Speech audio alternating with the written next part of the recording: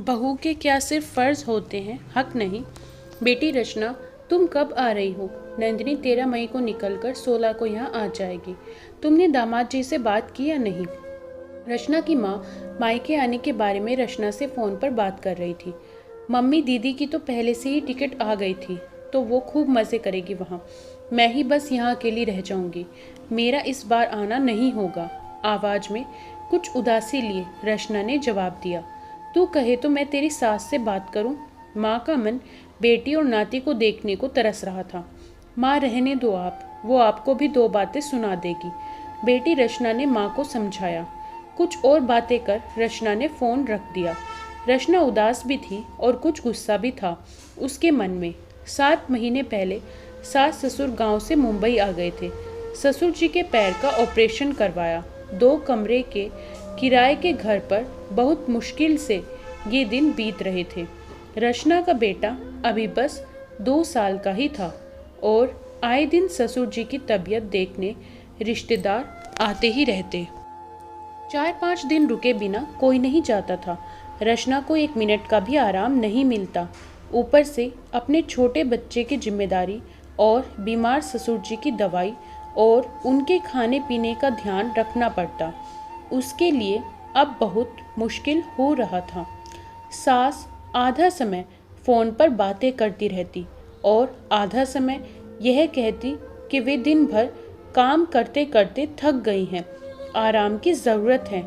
देर रात घर का सारा काम निपटाकर रचना जब कमरे में आई तो उसे उदास देख पति रोहन ने पूछा, क्या बात है, बहुत ज़्यादा थक गई हो क्या आज? मैं शारीरिक रूप से नहीं थकी हूँ, मैं मानसिक रूप से थक गई हूँ। मैंने तुम्हें पहले भी कहा था कि मेरी टिकट करवा दो, लेकिन तुमने मुझे टाल दिया। मुझे तो नहीं लगता कि इस बार मैं वहाँ जा पाऊँगी।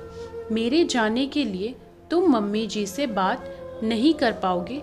वैसे भी तुम खुद भी नहीं चाहते हो कि मैं वहाँ जाऊँ। कुछ दिन भी तुम घर और पापा को नहीं संभाल सकते क्या? रचना का गुस्सा 7वें आसमान पर था। और क्यों ना हो, पहले प्रेगनेंसी, उसके बाद बच्चे के छोटे होने के कारण वह बन गई थी और उसके बाद अब जब वह थोड़ी सी फ्री हो पाई है कि पिताजी की जिम्मेदारी उसके सर पर आ गई है। इसमें भी यदि घर वाले हफ्ते भर के लिए भी उसे मायके जाने न दे तो गुस्सा आना तो स्वाभाविक है। रोहन ने कहा, रचना, यह कैसी बातें कर रही हो?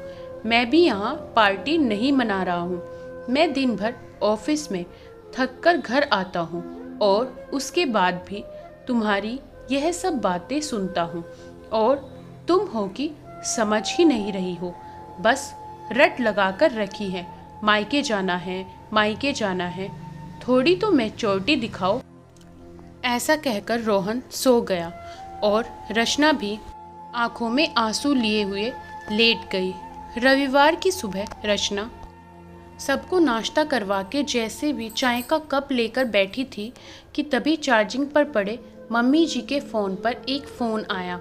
रचना ने देखा मम्मी जी नहाने गई हैं, इसलिए उसने फ़ोन उठाया। फ़ोन उसकी ननद रश्मि दीदी का था।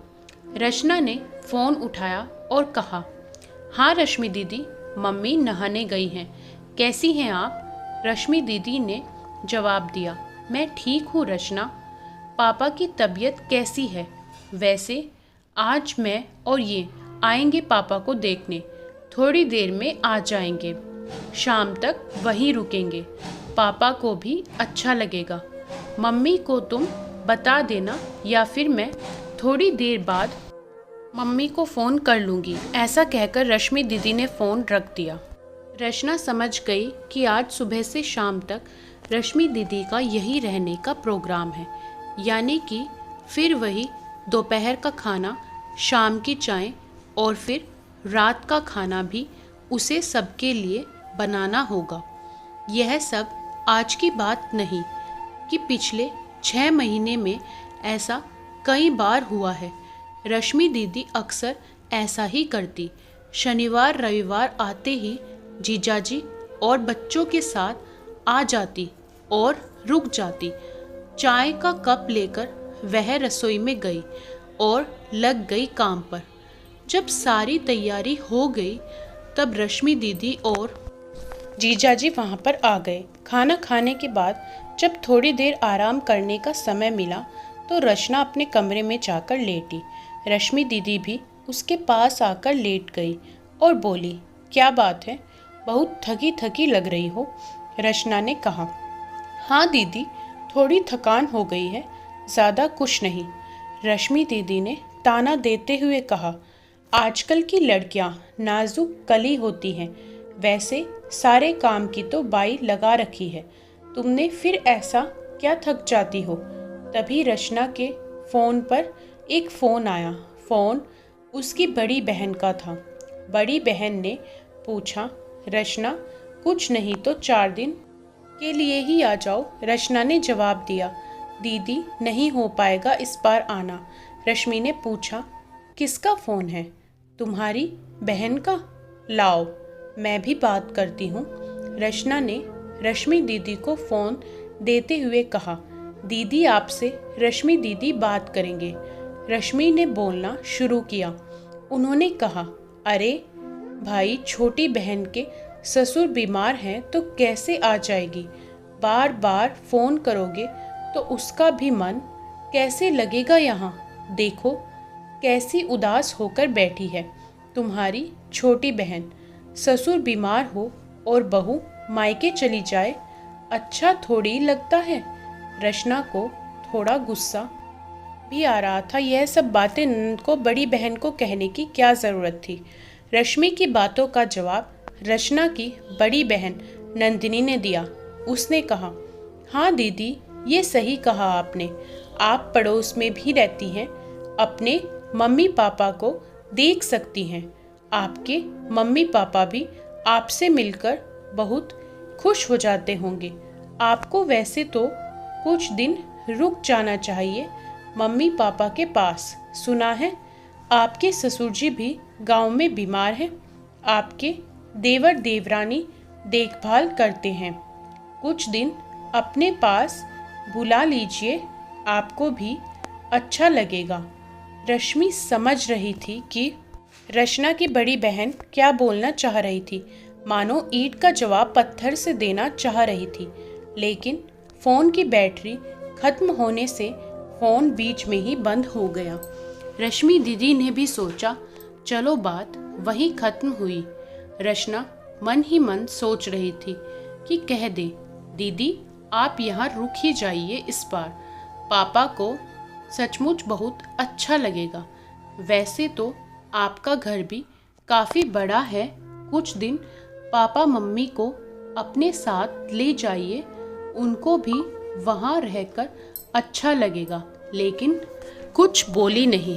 जब तक पति साथ न दे तब तक पत्नी कुछ कह नहीं सकती। 3-4 दिन बाद रचना की तबीयत खराब हो गई। सर्दी बुखार और खांसी से परेशान हो गई। घर के काम भी नहीं हो पाते। ननंद का भी आना बंद हो गया। बहू जब तक काम करती है तब तक अच्छी लगती है, बीमार होते ही तब मायके भेज दी जाती है। वैसा ही हुआ। सास ने कहा, रचना तुम्हारी तबीयत कुछ ज़्यादा ही खराब हो रही है, ऐसा करो तुम मायके ही चली जाओ, हफ्ता 10 दिन आराम कर लोगी तो ठीक हो जाओगी। वैसे भी यहाँ तुम्हारे ससुर जी तो ठीक ही हैं, मैं संभाल लूँगी, खाने वाली बाई भी लगा लूँगी, रश्मि भी आ जाएगी, सब कुछ मैनेज हो जाएगा। रचना ने कहा, काश मम्मी जी आपने यह कहने में थोड़ी जल्दी की होती, मेरी बीमारी का इंतज़ार ना किया होता, जब सब कुछ हो सकता है। रश्मि दीदी आकर यहाँ आप लोग के साथ रह सकती है, आप लोग वहाँ जाकर रह सकते हैं। फिर इतने दिनों तक मुझे मायके ना भेजने का क्या कारण था? और वैसे भी अब मुझे वहाँ नहीं जाना है, अब मैं यहीं रहूँगी, रचना ने स्पष्ट शब्दों में कहा। अगले 2 दिन में खाना बनाने वाली आ गई। सास ने घर के कुछ काम संभाल लिए। रश्मि दीदी भी अब फ़ोन पर ही बात कर लेती। पति भी बेटे के कुछ काम कर लेते। रचना ने सोचा, काश हर सास जैसा अपनी बेटी के लिए सोचती है वैसा ही बहू के बारे में सोचे तो कितना अच्छा हो। कुछ महीनों में ससुर जी ठीक हो गए और रचना की सास और ननंद का रवैया भी बदल गया। तब जाकर शिखा खुशी खुशी अपने मायके गई। दोस्तों, बात केवल मायके जाने की जिद की नहीं है। हर एक लड़की कुछ समय के लिए ही सही अपने मायके जाने की इच्छा रखती है और इसमें कोई बुराई भी नहीं है। यदि ससुराल वाले खुशी खुशी बहू को मायके जाने को कहें तो बहू के दिल में ससुराल वाले के प्रति सम्मान ही बढ़ेगा। दोस्तों, आपको ये कहानी कैसी लगी हमें कमेंट में बताएं। वीडियो को लाइक करें, शेयर करें और हमारे चैनल को सब्सक्राइब करना ना भूलें।